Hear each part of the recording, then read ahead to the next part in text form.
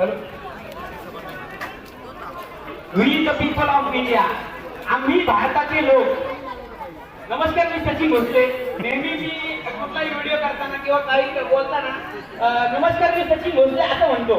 पण आज जो स्टेज आहे हा निर्भय म्हणून स्टेज, जो संविधान बचाव भारत जोडो यात्रा एक चळवळीचा स्टेज आहे.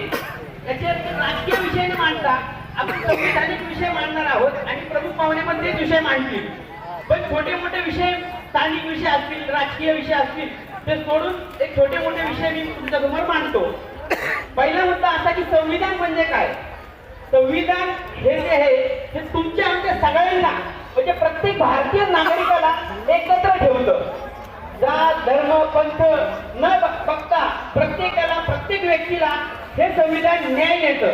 म्हणजे तुम्हाला ते कटेंगे बटेंगे त्यांनी जो डायलॉग मारलेला आहे, तर बटेंगे कटेंगे नाही, हम सब एक है, वी आर द इंडियन, आम्ही भारताचे लोक आहोत. आणि मेन मुद्दा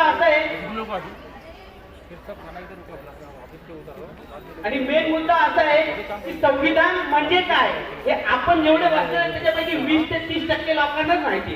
तर मी थोडक्यात तुम्हाला संविधान सांगतो. संविधान म्हणजे आपले मूलभूत हक्क, जसं की शिक्षणाचा हक्क असेल, तुमच्या मुलाबाळांना शिक्षण मिळावं हा संविधानामध्ये अधिकार दिलेला आहे.